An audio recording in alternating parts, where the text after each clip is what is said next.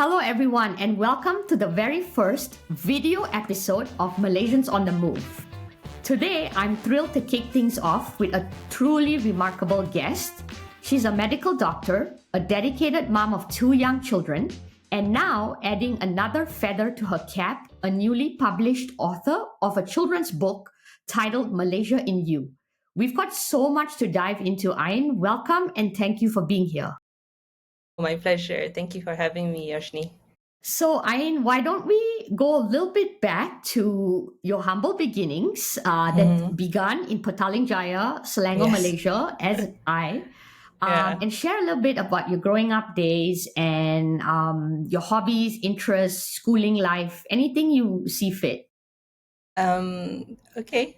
So I was born in the early 1990s, and I grew up in Petaling Jaya in a multi-generational household. So I live with my grandparents, and then from time to time, my uncles and aunties as well. So it's a very busy house. Our family still lives in this house, so whenever I come back home from the UK, it's still my childhood home. I know that's a rarity, but I'm really grateful that it's still here. And I used to walk slash drive 2 minutes to school in primary school because it's just around the corner. And then that's where I made a lot of my friends who are still my friends today, even though we live far apart. And sometimes we even meet up in London because we've moved together now, starting families together. Um, And then I went to boarding school in Malacca for my secondary school years. And then after that, my family moved abroad. So my family moved to Aberdeen, Scotland for 2 years. So then I moved with them and did my A-levels there. And then I got a spot into medical school in London, but as a deferred entry. So I had like a gap year. So during that gap year, I spent 5 months in Kenya, volunteering and also traveling. The other half of the year, I worked as a writer in a publishing house that published a few magazines. And then I started medical school in London, and then I kind of stayed after graduation and worked. So that's like the very brief summary of my life. God, that's a great TLDR. And wow, you've done so much and moved a lot. I didn't know that you had a small stint in Scotland. But Yeah. first, I want to ask you a little bit about your boarding school. Sure. How did you like it growing up in that multi-generational home, in the elementary years, and then going to boarding school and living away because Malacca is like 2 hours away from PJ? Yeah. So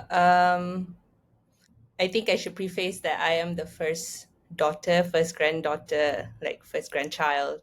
So anything to do with me is kind of experimental.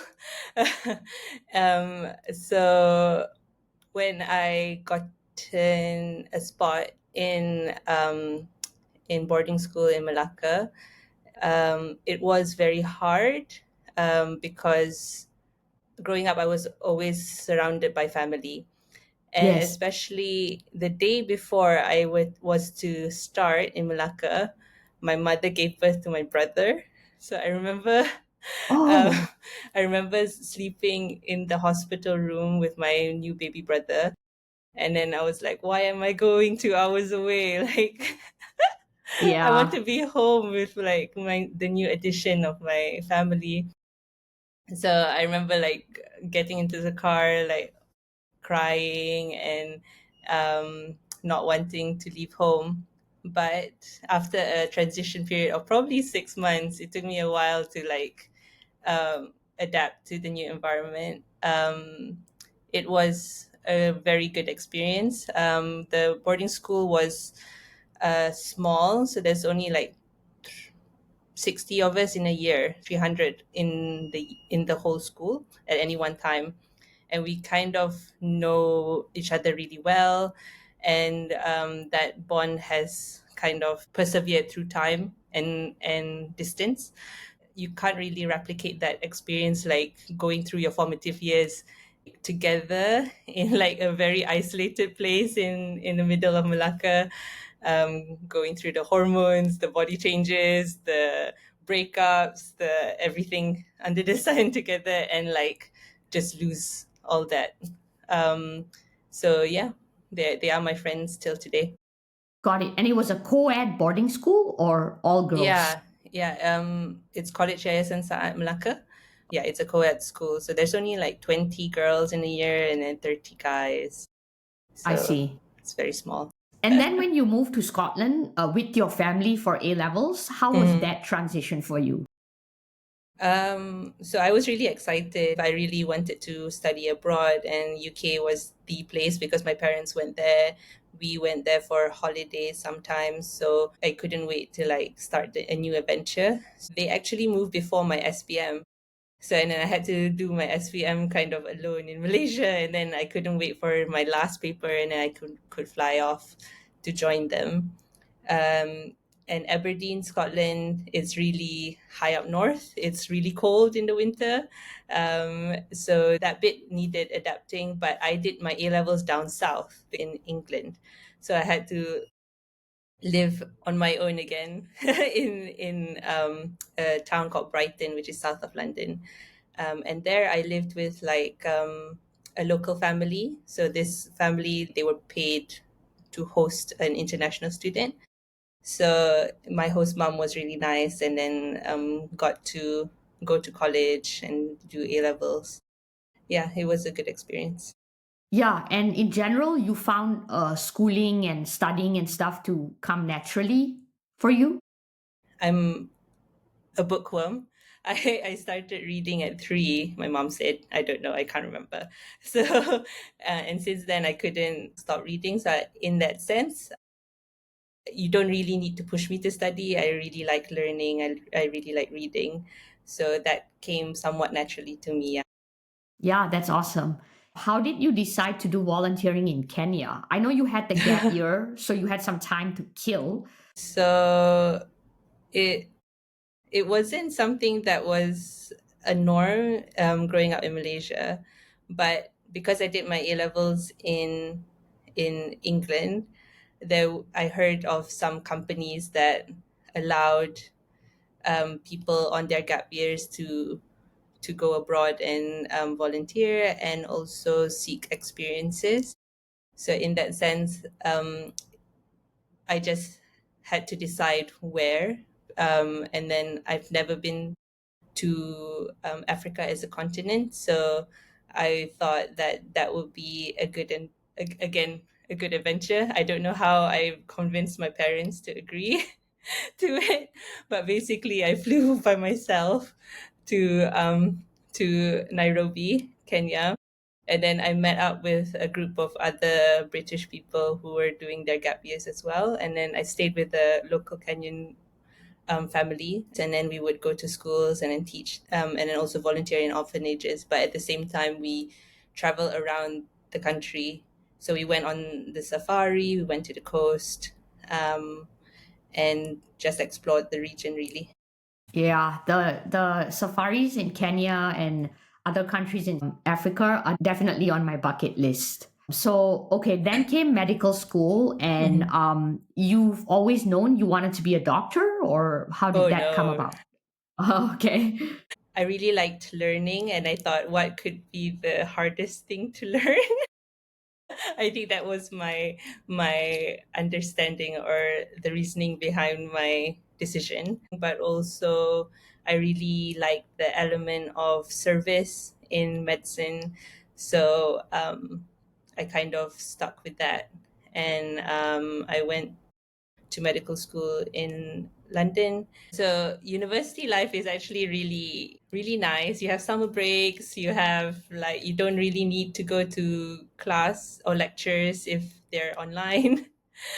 So in retrospect, it was a nice life, but during university, it it felt really hard because everything was really new and you had to remember a lot of facts and things like that. But yes, the transition between medical student and doctor is tough. Is a different type of challenge. Yeah. And after that, you chose to specialize, right? Yeah, so out of when you graduate medical school, you become a foundation doctor. So it's kind of like you don't have a specialty. You become that for 2 years, and then after that, you can start applying for specialization. So in my case, I really like working with children. I really find them interesting, resilient, and I love working with the wider family as well. So I chose pediatrics. And then I applied, I got a spot in London, and that's where I've been ever since. So Yeah. I'm midway in training. So training for pediatrics is 7 years. I'm in year five.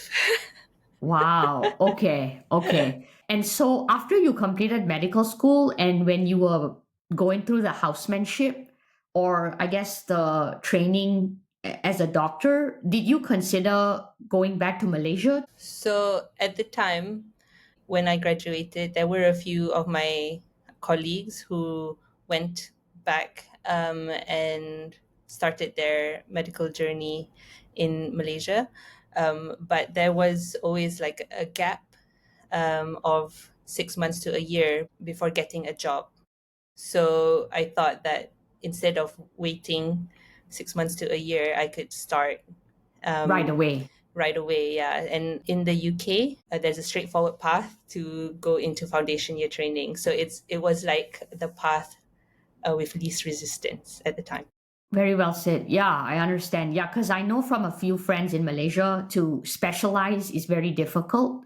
Mm, Yeah, just the way things are set up there. yeah. Yeah, okay. And I'm assuming, as years went by, you really started to settle in and feel like London was home, right? Because Hmm. even with the A levels and then followed by medical school, you were in London and you were building a community. Hmm. Do you have any stories or anything to share about your experience? Yeah, because especially in London, there's a lot of Malaysians. However, they are Malaysians on transit because it's very much a university city. There's lots of universities in London. So people come, they study, they leave.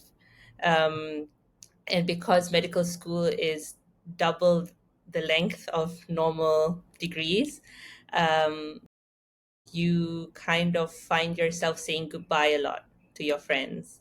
And the ones who stay are diminishing in number uh, after the medical school and also through work and then starting families and things. Um, but there are the ones that stayed, and we did carve out a community for ourselves with our family friends now who we have been with since we were married with no children and now with multiple children. So we've kind of we created a family environment for our kids, so they have cousins, uncles and aunties, and we meet ever so often and go on holidays together to recreate that kind of community vibe Yeah. abroad. And we spend like things like Hari Raya together, New Year's together, and things like that. Um, a lot of Malaysians later in life would migrate over, not in the university years, but when they have already started their careers or when they started families and wanting a new adventure or a new environment. So yes, there is like that transitory, quite short span of like university life where there is a high density of Malaysian friends and you feel like, yes, I can do this for a long time. And then there is like a period of isolation a little bit and you're just like, who's still here? And then you find out, oh, actually there are people who are new to the city. They might need some hand holding or like guiding. So there's a lot of that. um Yeah. Yeah, that's very nice that you have built a community and also there are a lot of Malaysians that you can relate to and hang out with. Yeah, I definitely miss Malaysians and all yeah. the things about Malaysian festivities and just like the lepak culture, Yeah. which I've tried to explain to people, but they just don't seem to get it. I think because we're both immigrants, so I think you can relate to this sentiment where there is a sense of performance when you're with non-Malaysians. Like you have to Right. kind of explain yourself or like Yes. explain why you do things, why you say things the way they are, or why you eat things the way they are. So when you're with Malaysians, you can just like be, and be Yeah. understood. So that bit of performance as an immigrant is quite tiring. Yeah, definitely nailed it. Yeah, definitely nailed it. Just like the sense of belonging, you know? Yeah. Would you Mhm. mind sharing a little bit about how you met your spouse and then now you have two kids? How's that going for you? Sure. So I met my husband in Malacca. No So we went to, way! so we went to school together. I was 15, he was 16, or something That's like so that. cute. That's like high school sweethearts. Yeah. So we've been like I think this year or last year we've known each other longer than we didn't haven't known each other That's in our beautiful. lifespan. Yeah, so then I got married really youngish, so about when I was 22. Um, so that I was in the middle of medical school. And he was able Um, to move to the UK? so he also studied in Manchester. Okay. Um, so then he moved back to Malaysia to work, and then we did long distance for a bit, and then when after a few years of that, then he moved to London. Wow. So he studied architecture, and then he pivoted into software engineering, and now he's a software engineer. Got it. Um, so 7 years into the marriage, we decided that we're ready now to have children, so, and then we got our son, um, and then about 3 years later, we have our daughter who's now 10 months. Right. Yeah, that's beautiful. That's beautiful. Mhm. And now I guess that is one of the reasons I think or motivations for you Yeah. to author Malaysia in You, right? Yeah, yeah. So I think when you become a mother, a lot of things happen. And then you're trying to gain clarity so that you can explain to your kids or show your kids what is important and what is not really important. So I have no idea how to teach their roots. Without being immersed in it, isn't it? Because Yeah, that's what yeah. is So lacking. Yeah. yeah, so they don't see it, they don't hear it, they don't experience it every day in Malaysia. So how am I supposed to preserve it? So then there was a lot of questions about identity. Will they feel Malaysian? Will they feel belonging to Malaysia? Growing up abroad, and how am I best to foster it at an early age. So, and then my son started reading, and then he loves books just like his mom. Just like you. Yeah. So, and then I kind of, and we would read books from the ones that we can get from the UK. And sometimes I ask my family members visiting us to get books from Malaysia as well. So I found that there isn't a lot of books with Malaysian kids in it, and then especially books regarding Malaysian kids growing up abroad and how to kind of marry the two because they don't really fit in Malaysia. Like with Malaysian kids growing up in Malaysia, they don't see their Malaysianness so much abroad either. So they're in like this third space where they have to carve out their own identity. So I was trying to write for that because it's not I couldn't find it anywhere, this narrative, and there are more and more kids in this narrative, so that's my motivation for writing the book. Yeah, 100%. I was actually reflecting a little bit because you have a Instagram post where you talk about the book and Mm. you said that when you were growing up, you read Peter and Jane, Enid Hmm. Blyton, which is what I read exactly. And I was like, Yeah. whoa, I haven't heard those names in years. Um, and I was like, wow, like she's right. Like I read stories or books about people that don't look like me. But I Mm-hmm. thought that was normal because I Yeah. was the rare one. Like I'm the Mm. minority, right? Mm. Um, but you're right. Even for the most part, in school too, like we don't really read a lot of books about Malaysia and things like that. Even in our Yeah. curriculum, you know. Yeah, I think even the I think growing up in Malaysia, although we would read books from the West, you can see yourself a lot in the people around you. So I Yes. think that's a different experience. But with my kids, because they are growing up abroad, if they might not see themselves in the people around them, and they might not see themselves in the books. So and then it's like a lack of resources, a lack of exposure.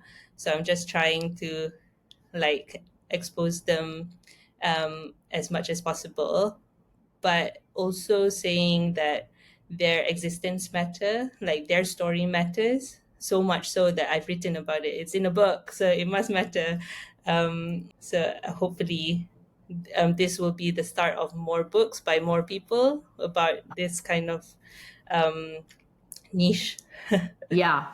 You mentioned that in your gap year, you worked at a publishing house.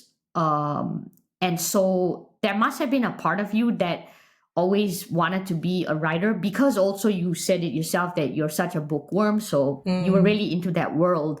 And so when you saw this opportunity of like, hey, I want to create something that my kids can read about my culture, about where I'm from, about where they are from, mhm. how did you go about like starting the process? Okay. Um, So I've always written. I had a blog back in the day, back in the day, and then that morphed into like I've always had a journal as well. And then I started in my maternity leave. I started writing online, like more published kind of polished pieces. But at the same time, I've always wanted to publish a book. And then I was like, there is traditional publishing route and there's the self-publishing route.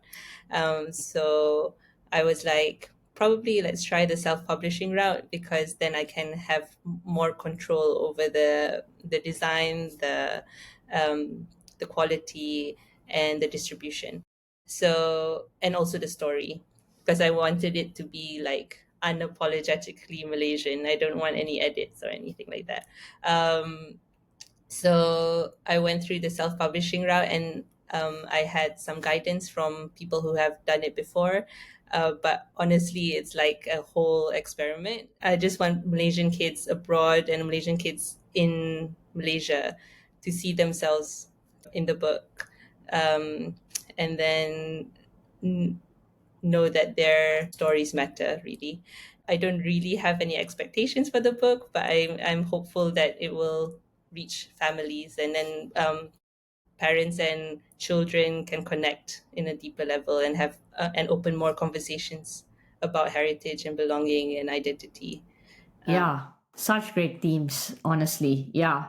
And how long did it take you to write from, I guess, from conception to actually getting the go ahead that you can actually release, which is July 14th, correct? yes. So writing it was quite fast. I remember Okay. like I wanted to tell my children who haven't been in Malaysia, like about Malaysia, what would I say? So and then I just listed it out, and then on my phone, on my phone, I probably was very pregnant at the time.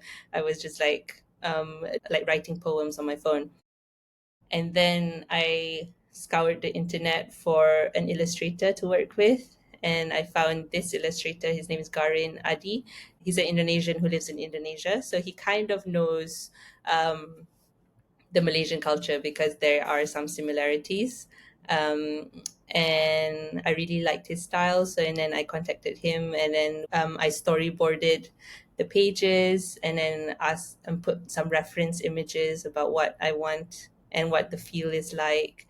Um, it's a story about a mom telling her two young kids who are growing up abroad about Malaysia. So she's bringing them through things like culture, food, languages, what is kampong, what is that you take your shoes off when you go into a house, that you bring food, that you bring food if you're visiting people, that you eat with your hands and things like that. So things like that is not the norm in the West or abroad. Wow, I feel like So I need to read this book to feel like good about myself. I mean, honestly, like eating with hand, yeah, and also taking off the shoes. I've yeah. had so many conversations with Westerners about it, and I don't know how to explain. I'm like, I guess it's dirt, but it's respect. Like, there's a lot here, you know. Yeah, it's lovely. That's Yeah. really good. I'm so glad you shared that. But honestly, I just had like I had a reading session in the kindergarten a few days ago, and I brought um the teapot that you wash your hands with. And then even the kids nowadays, because sinks are so readily available, they're like, and I was like, what is this? And then they were like, but that's a teapot. And I was like, no, it's not a teapot. And then they all practice washing their hands with it, and then it was really cute. So things like that might be lost because there are things like that are more convenient and more like it makes more sense to go and wash your hands at the sink. Yeah, 100%. In fact, like your book sounds so wholesome that it should just be in kindergartens like across Malaysia, because a 3-year-old in Malaysia should also read that stuff, right? Mm, And yeah. I do have two questions for you. The first actually is, I like to end with the golden question, but it's going to be my second last question. Okay. And the golden question is, will you move back to Malaysia someday? So I've thought about this. I work with an auntie, who I call an auntie, who was going to retire. She was a nurse, so she's been working in London for probably 40, 50 years now. I said, oh, where are you going in retirement? And she said, I'm going to spend 6 months here. I'm going to spend 6 months in Malaysia, and we're just doing that back and forth. So I foresee myself doing that. I know it's a huge privilege Yeah. to have the choice to move back and forth, but currently both are home. And I don't feel like I need to choose. Because yeah, you spent so many like formative and young adult years in the UK that it is Mm, home to you and your kids are born there.